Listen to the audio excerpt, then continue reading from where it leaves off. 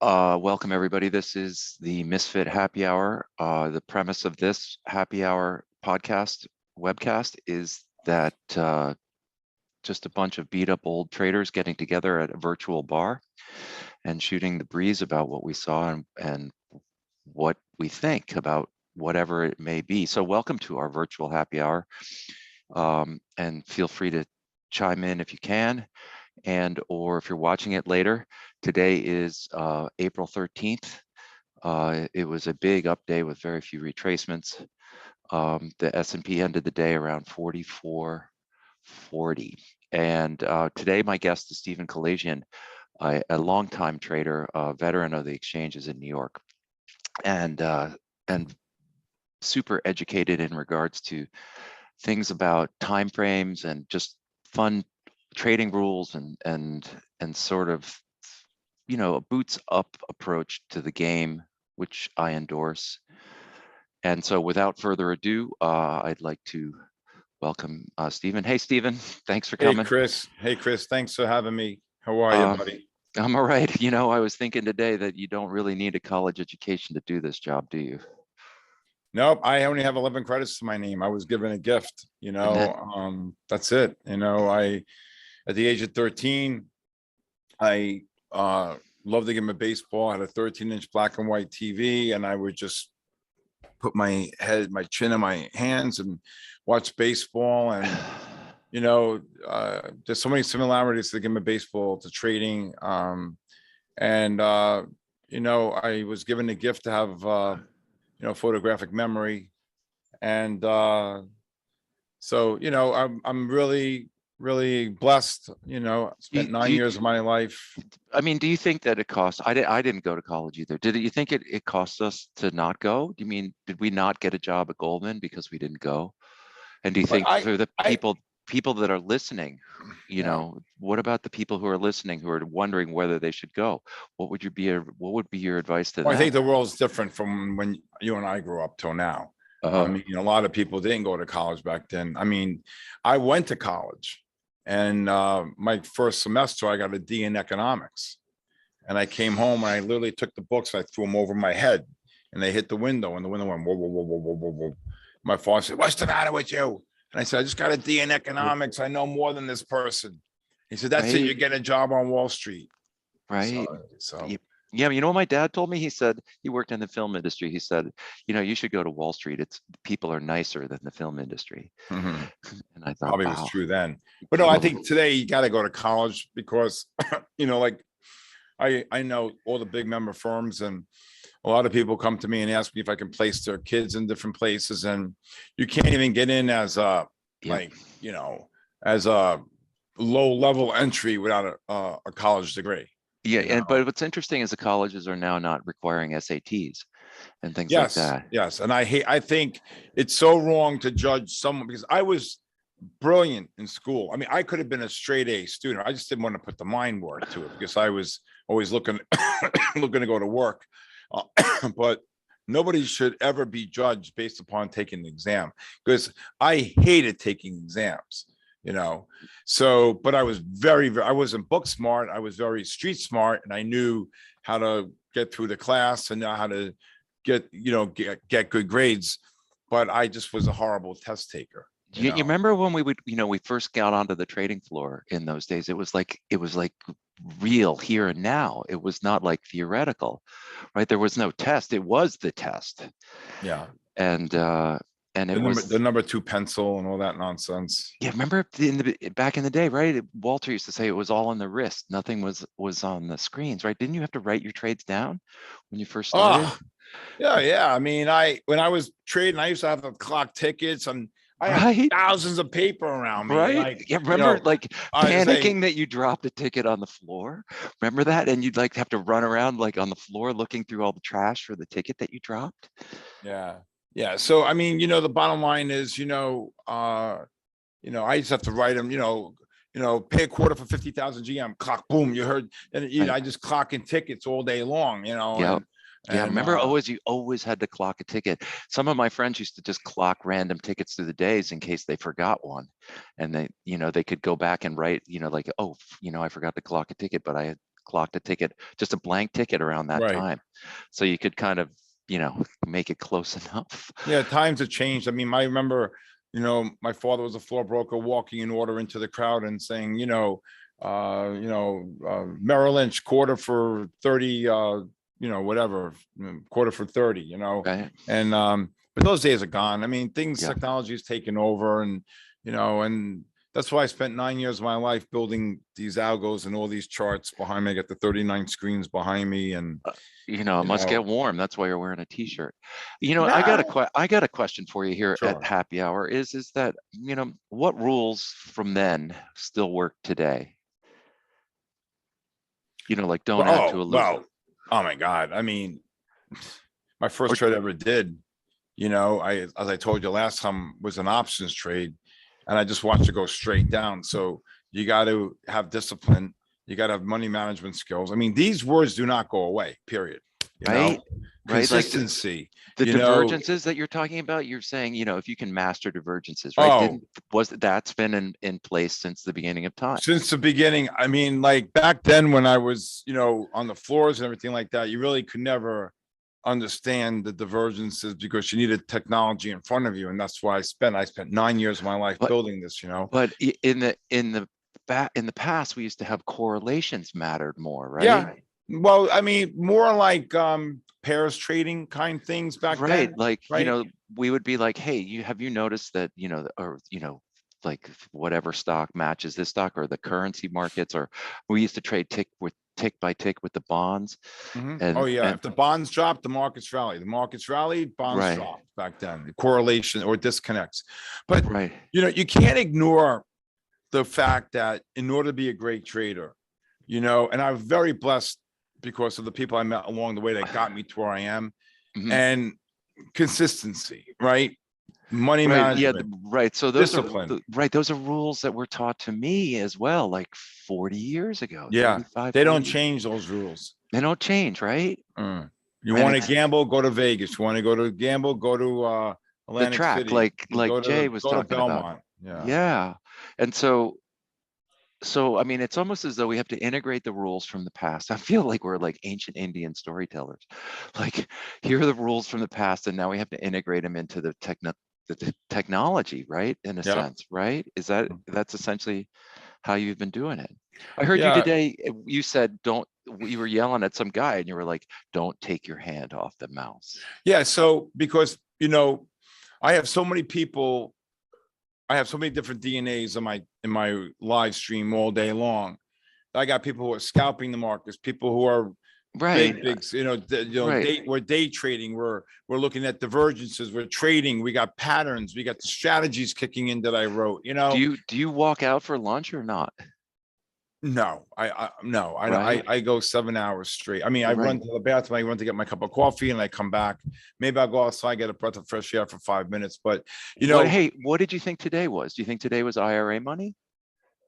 no, today I think they're insane. I don't Right. fight. I mean, I, right. It was so obvious, right? I was like, oh, this is so I obvious, mean, right? you Like, have can't get inflation. in.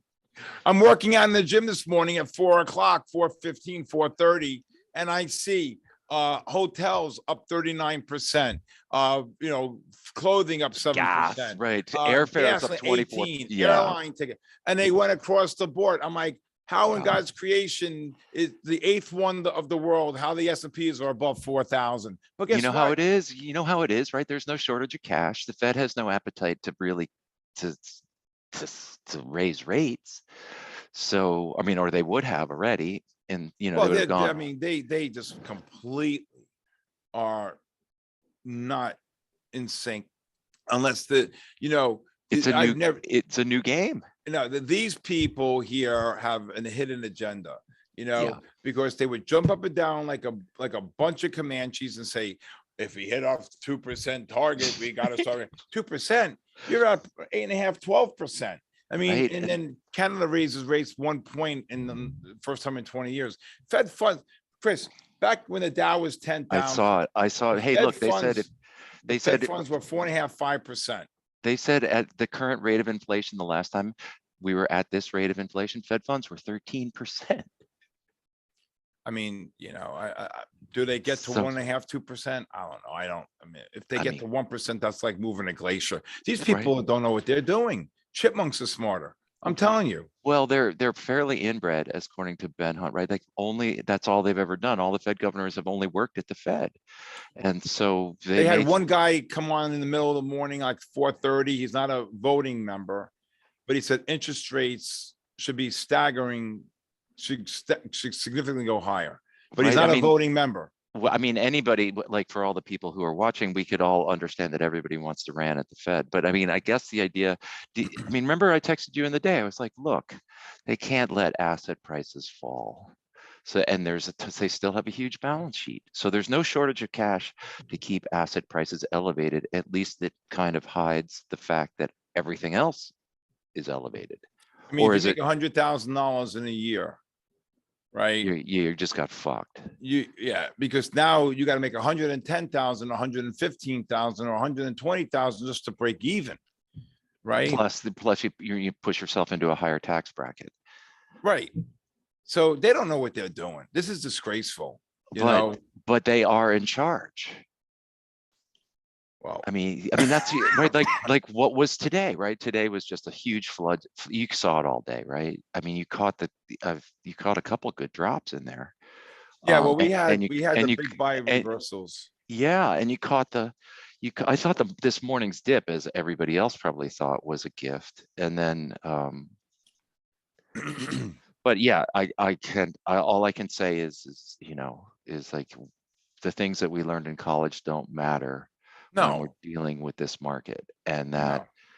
and that you can't on a day like today, what's your thing about how many trend days a month do we get? What is that? So my research has shown me out of 22 business days in a month that that you'll get 9 to 10 trending days. Right, From 9:30 to 4, they never look back up or down, never looking back. 9 to 10 days of reversals, like today we were down then up, or yesterday we were up and then down, right? And right. then you get 2 or 3, probably 2, where nothing's lining up, and it's just a day where you have opportunities, but not as much as opportunities like we had today. Today, like we had the big buy reversals, we caught the first pullback on the buy strategy. They go from 16 to 34 on the S&Ps. They pull in off the 15. They go from 24 and a half, 25 up to like 40. So we had these strategies, these patterns that the way I built it, they repeat themselves. But the thing is that, it's, I mean, by the you're way, shaking your head, you're not perfect, by the way. No, I've seen you be yeah, wrong. So absolutely. like the rest of us. So Yeah, how many trend days a month? about 9 to 10. About 9 to 10. Okay. So it's literally, we should almost have a calendar and be like, okay, we're overdue for a trend day or something like that, right? Well, Anyway, yeah. do you think they can go higher? I mean, I guess they can, right? They've got enough money. Is this all the IRA money? Like, I don't know about IRA money. I think that this is a lot of this could be deemed short covering rally too in this. You know, right, I don't think this is real natural buying, if you ask me. right. I I would think agree with that that. I think this is more leaning towards the short covering rally, 80% short covering rally. I don't think really a lot of people putting new money into the market like that.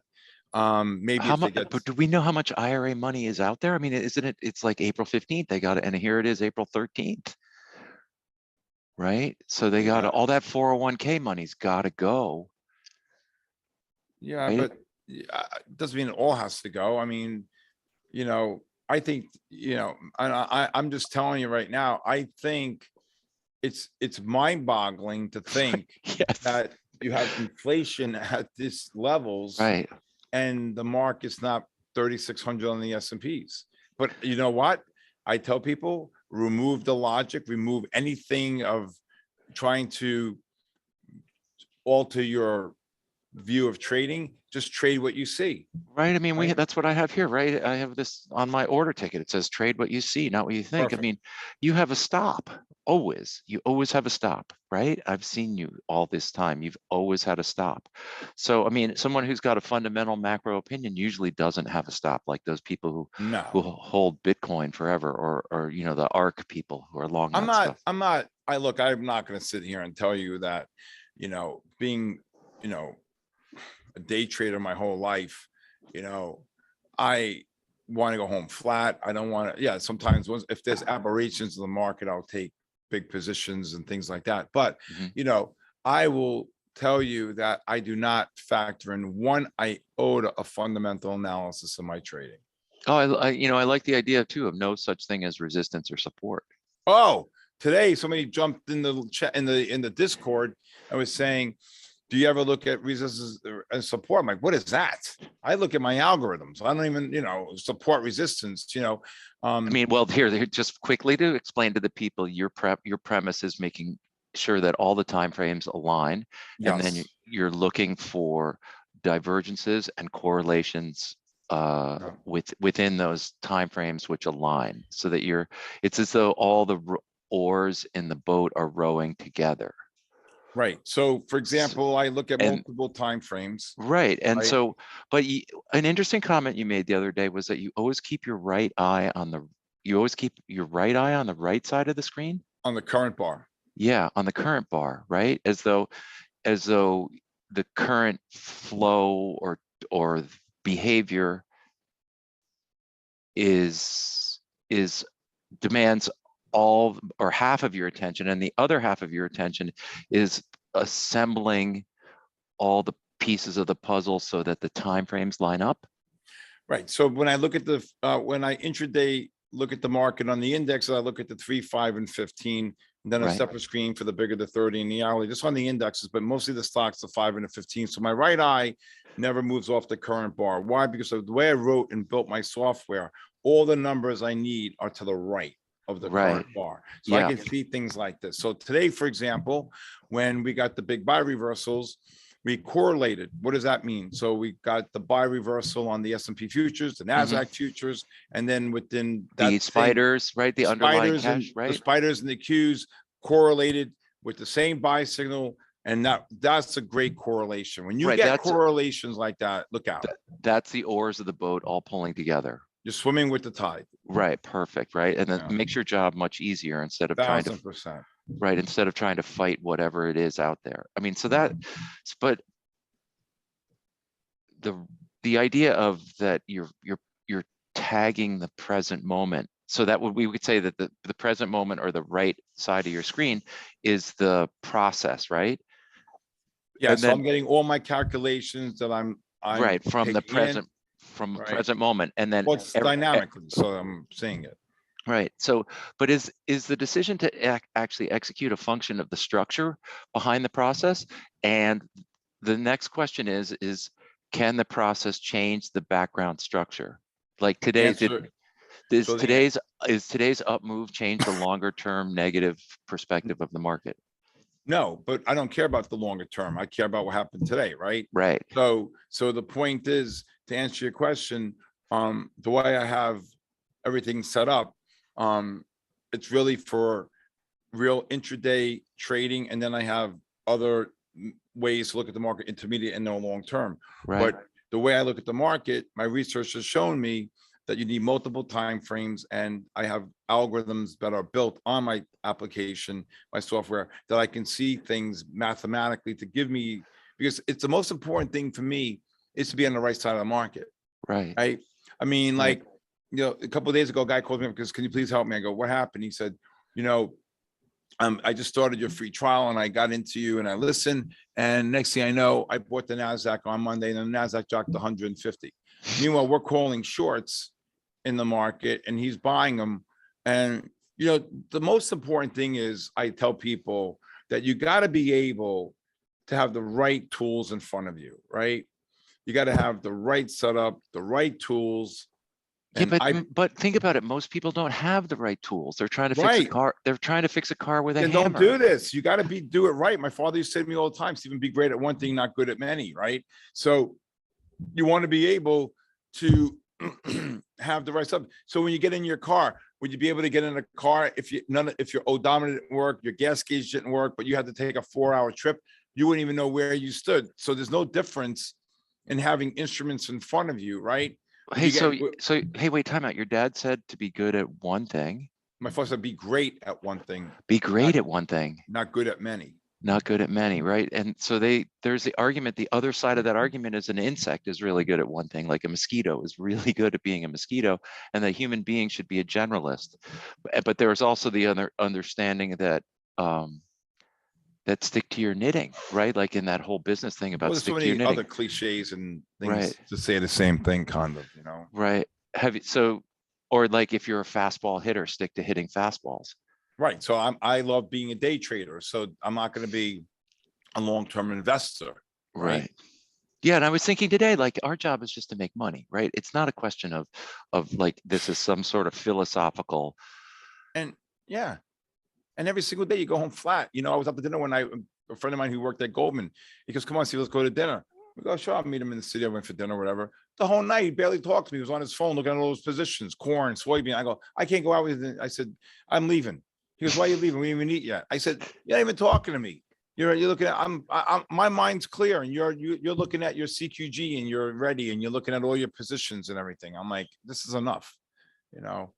I think there's so much volatility in the market, and the markets have changed dramatically, that I think that there are so many great opportunities in the market for people. I Hey, can't tell you. yeah, I mean, where do what's your, I mean, what's the thing that makes you tick? It's it's day trading, nailing the moves during the day, and then you just hang it up at night and go be a dad, right? Is that what Go you be a do? dad, go play Yep. softball, go to the Right? beach, go light a fire, go Right. have dinner with your girlfriend, go to a movie, have a clear head, be Yeah, consistent every single day. That's it. I You know, know. And so how could we tell the people out there to, to leave it, trade smaller maybe or get flat at the end of the day? well, I like, I think I go back to the story that, that resonates with me about consistency. I met a guy when I was on the floor of the Comex. He became one of the biggest gold and oil traders in the world.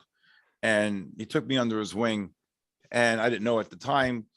And he was on the top step. So anybody on the top step had big, big, big, big, big, big trading, you know what, right? Yeah. And so he said to me, Can you explain to people what that was? Like it was a oh, hierarchy, right? it was an open outcry, Right. so there were And like 4 steps. right. And the locals, we used to look up like this, 20 for one, 20 for one. Nobody would trade with these guys because they never wanted an out trade. So Right. if Revco came in, Revco was still on the outset, top step. And then you had the guys one step below that were bigger, big, but not Big, as big. Then the right. one bit low, and then the locals had 4 steps. And the big guys, where this guy was, he'll buy 200, or 150 gold futures, or buy 50 oil futures. That's not a joke back then. And yeah, no, and silver traders were considered huge cowboys. And the idea was that, Cowboys, insane.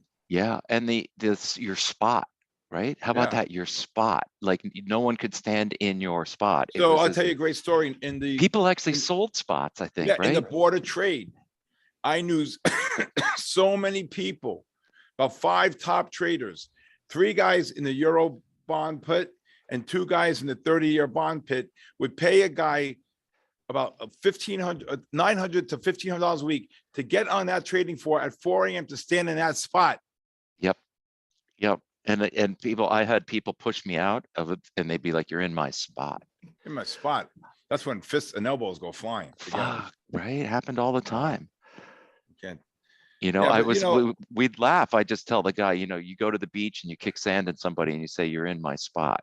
so going back to to this guy that I met, and he said to me, I said, Steve, Stevie, how'd you get to where you are? I said, Steve, let me tell you something. I got married. I was a clerk making $100 a day.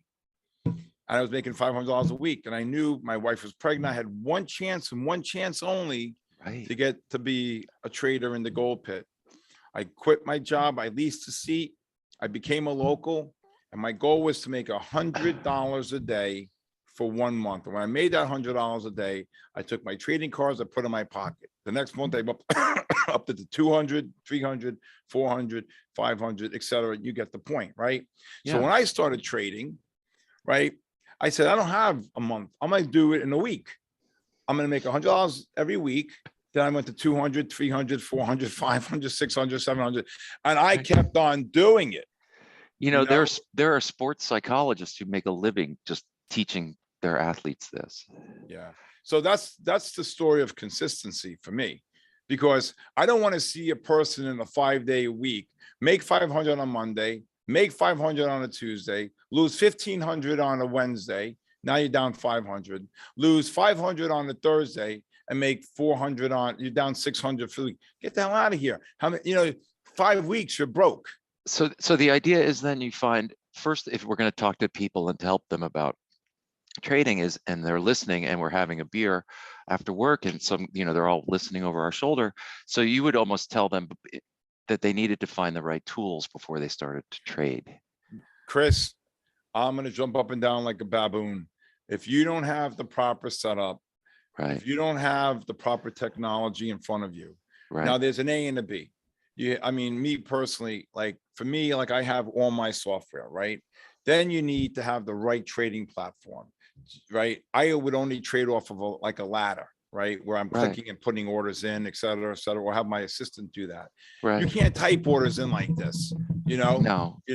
So you need the right proper tools to set up. That's why I spent 9 years of my life building what I built. But then you need the right platform. Like No my one's gonna platform was ready. no one's gonna spend 9 years. But I Well, mean, I did. people, I know you did, and it works, and that's cool. I mean, people are looking for the answer, right, Stephen? They're not looking Does to. it come that easy though, Chris? I know it doesn't come that easy. I mean, so here you are, you're listening to us talk, and we've had, I mean, today was kind of a drag, right? You were like, ring the bell, and I Oh agree with God. you. But some picked up at points, it At the end of the day, right? never And short a dull market, right? right, never short a dull market. Remember those days? But like, so you're gonna, I mean, it's like, I don't want to rain on the parade, but I guess what it is know the type of trader you are, and then assemble the tools for whatever time frame it is that you feel comfortable in, right? I think most people who need some sort of financial literacy don't have the ability to watch the screen all day, Right. So you could watch things on your mobile phone, right? right? So Do what you I always think, tell, but do you think that they should just watch longer time frame stuff, well, it depends. So I always tell people that there's 3 parts to being a successful great trader. right? Consistency, I know that No, one. well, no, I'm not talking about I'm talking about like for me, for example, right? Okay. You got to have the proper software. You got to know, like, if it's me, you got to know all the stuff on my charts, on my algorithms, and everything. Mm-hmm. 2, then you got to look in the mirror and you got to say to yourself, what type of trader you want to be? You want to be a scalp trader, day trader, swing trader, intermediate term trader. You want to be a long-term investor, or a combination of 1, 2, 3, or some part of it, right? Mm-hmm. And then the 3rd part, you got to decide to say to yourself, what assets do you want to trade? Do you want to do futures? You want to do Forex? You want to trade index futures? You want to trade stocks? And again, you got to have enough money to day trade with the 25,000, that rule, that whatever, that PPT rule, Yeah. whatever. Hey, Right? don't you I mean, can you explain to people how different products have different personalities? Oh my God, absolutely. So futures contracts, I love the futures markets. To Right, me, me that's the too, greatest. right? Yeah, I mean, you get bet, What do you suck at? Like, I'm the worst metals trader, and grains I'm not great at either. I mean, like, they just have a different personality. I never traded the grains. I never traded the agriculturals. Maybe I think I Mhm. traded corn a couple of times. Maybe wait. Maybe Yeah, like wheat that, once or maybe. twice. I think like I really got to tell you, it does make a difference, because like whether it's a commodity like oil, or like a financial future, future like the 30-year bonds, or the index futures for that matter, it doesn't really make a difference to me. My favorite's the index futures, the S&P futures in the I world. mean, but certainly the people who trade bonds are of a different ilk, a different personality than the people who trade indexes. And That's for true. example, They're right? more looking at Well, I'm looking at technicals. Those bond traders are looking more at fundamentals and Fundamentals, what's right? going on. And Right. even a NASDAQ trader is different than an S&P trader, 100%. right?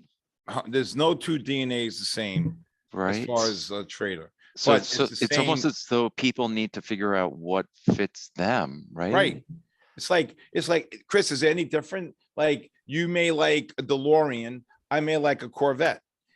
Somebody here may like, a Lexus. Somebody may like a Range Rover.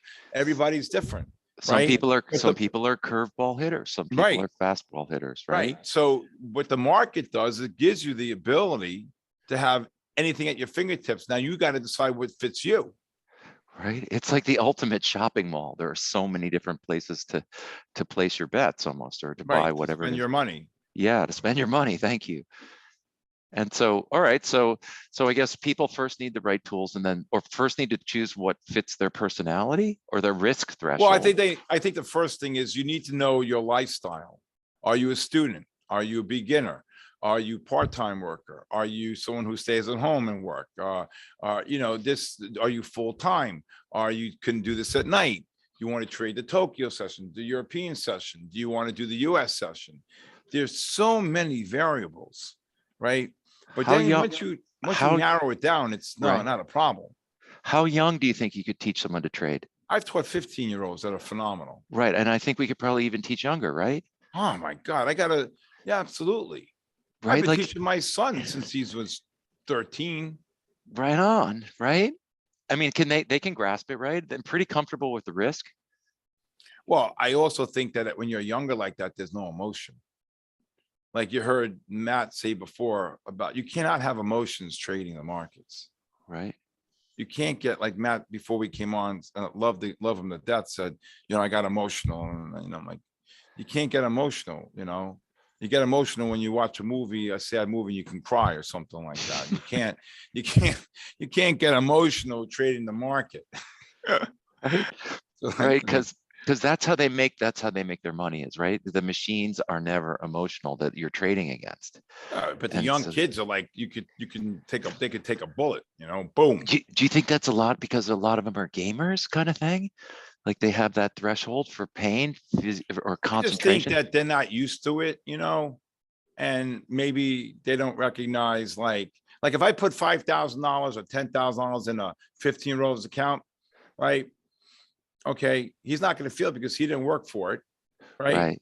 He's just going to have no pain, no, he's just going to, if I say, okay, I think the S&Ps here, the S&Ps are a buy here, and he goes click, click, click, click.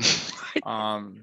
You think he gives a crap? And I No. never had, and I got to tell you seriously, I swear, I've traded nearly 2 billion shares. I've traded nearly 2 billion shares in my life. Mhm. I've never, and I know this, people can think I'm full of what. I've never had emotion. Now, have I thrown a chair and it's stuck in the wall?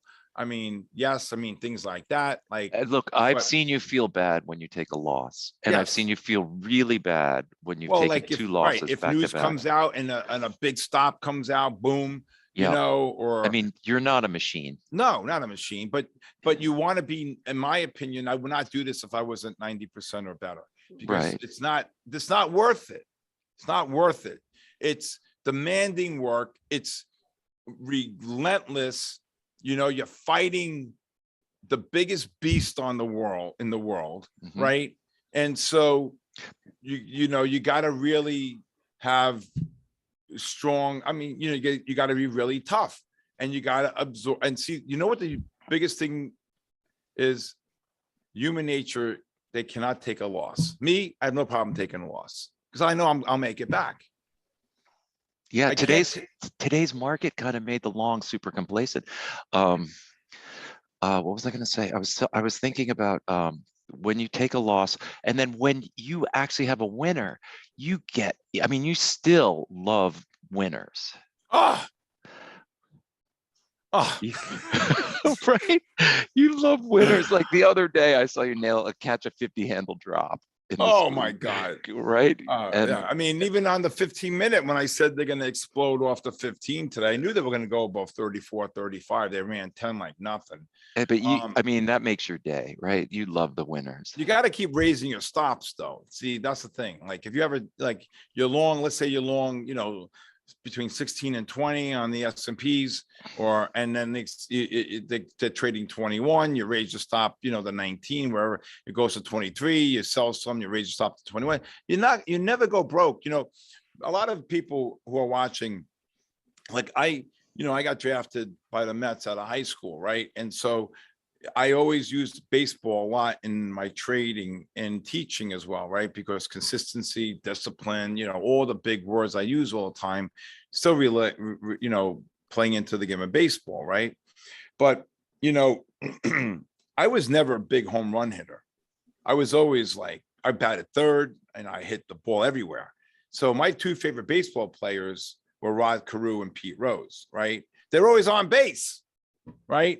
So I always want to be on base, and I always want to ring the register at the end of the day, right? And so you never go broke doing that. What about waiting for your pitch? That's the patience part, right? Right. That's And one of so, my 5 key words. You're waiting for the pitch. yeah. So I mean, last year I was watching baseball with my son, and I never saw in my life, I think I counted 18 or 24 times that batters would look at a 2-0 pitch. Fastball right down the middle. Are you crazy? I would say to myself, are you crazy? A 2-0 pitch, you're swinging.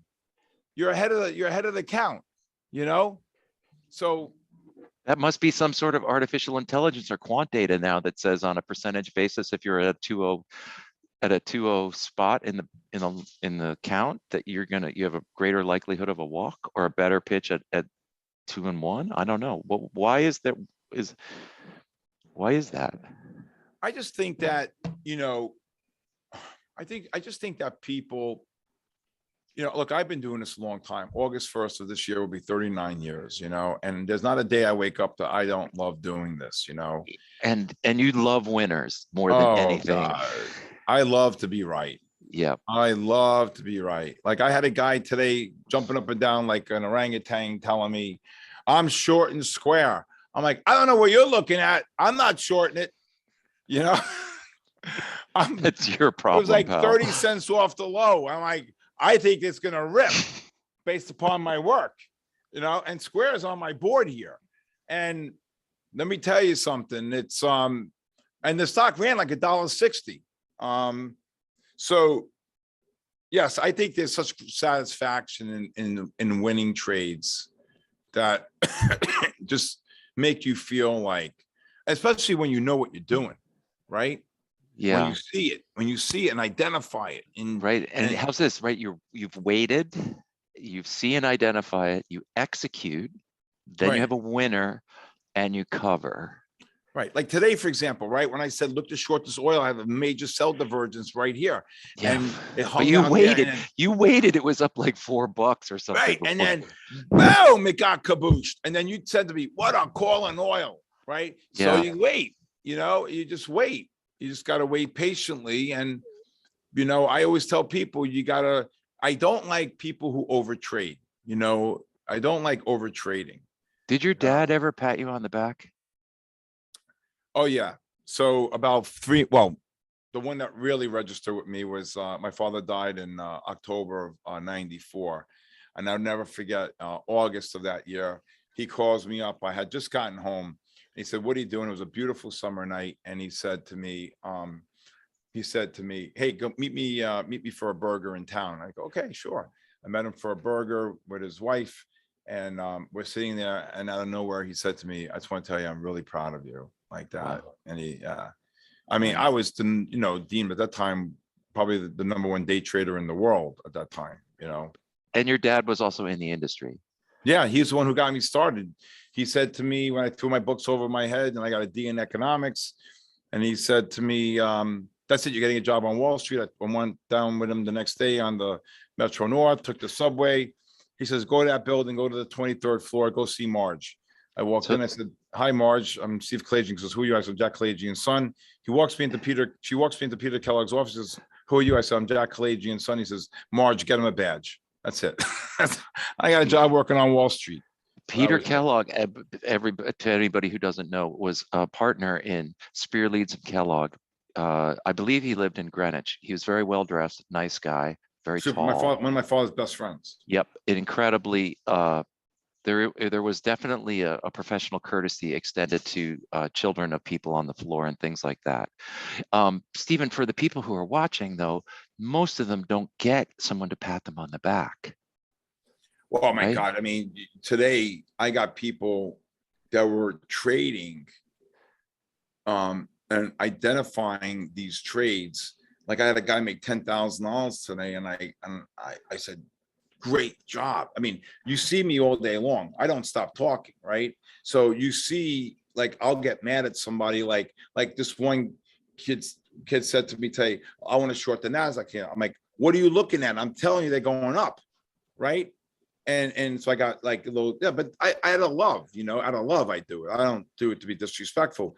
But how many times when guys are in the currency markets or in, yes, I just caught 7 handles and I go, "Great job."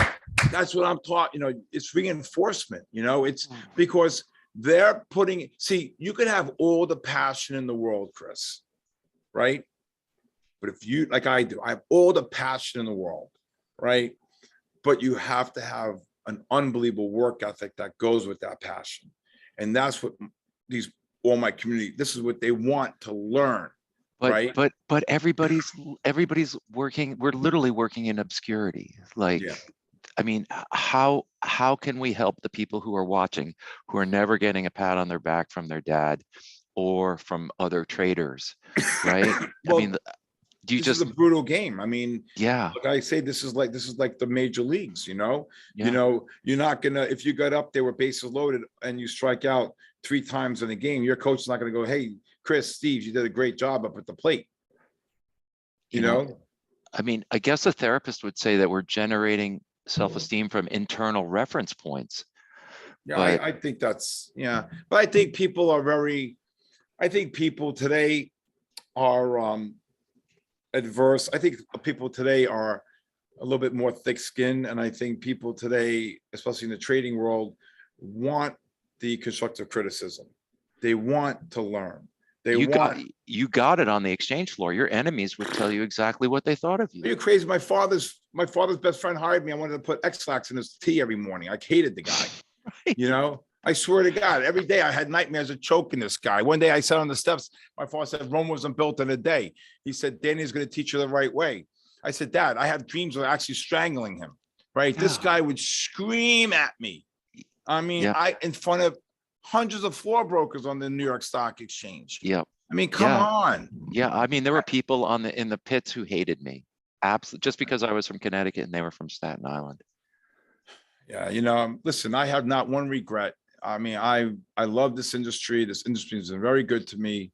I Right? have But 11 credits to my name, and I'm a needle in the haystack. And so, I mean, to the people, for again, I can speak for both of us. For the people who aren't feeling the pat on the back, which most people get in a corporation, not so much in a startup, we are with you there. We understand how lonely this job can be a lot, absolutely, absolutely, right? And so absolutely. maybe that's all. I know you got a roll. Do you want to do your quick promo of Yeah, your well, room? thank you for everybody. I know a lot of people have been asking. I just started my site, www.tradeez.com. Come to my website. My Discord's free. I have a 3-day free trial. Come into my live channel. I stream every day from 9 to 4. I have built my own technology, and I teach every single day, and you can see a visual. There's 2 key words I teach constantly, is the visualization of what I teach and the repetition of the same things, because whether it's the terminology or the strategies or the patterns, they constantly repeat. That's what my research has shown me, and based upon the 9 years of me building the software. And I just want to say thank you, Chris. You're a very good friend. Yeah, and you're a very good friend. I mean, Also, Stephen is a friend of Sanlucci and Yep. of Jesus and of Wall Street Jesus. Yeah, And great guys, great yeah, guys. and they've been very supportive, and so we are, and they are the people who are hosting this. So Yeah, we are very respectful and thankful to them. absolutely. To Great guys and Yep. very knowledgeable. You know, it's very hard to find very good people in this space that really know what they're doing and well respected and really can help people move. And both of them, Jesus and Sanlucci, you know, can really, Really you know, help each other. Yeah, Right. absolutely. And so hopefully Stephen will be on again. And if Get me Jesus on here. We'll have some fun. yeah. That was a trip last time. I know, right? And so, hey, what do you make of the Mets? The Mets, I don't know. I'm supposed to go to a game with the owner one day. I don't know. I'll see. Oh, Stevie Cohen now is the owner, right? Yeah. Yeah. Wow. He's got good seats, I'll bet. Yeah. I'm supposed to go to a game. I was promised, but we'll see. You're gonna have to wear a tie. No. With No, him, no. I got him a gift. I got an That's 87 ball signed by the Mets. I'll give it to him. wow. Well, okay, everybody. Thank you for coming. Thanks, Chris. Thank you, everybody. Chris, see you tomorrow. Thank See you, you. everybody.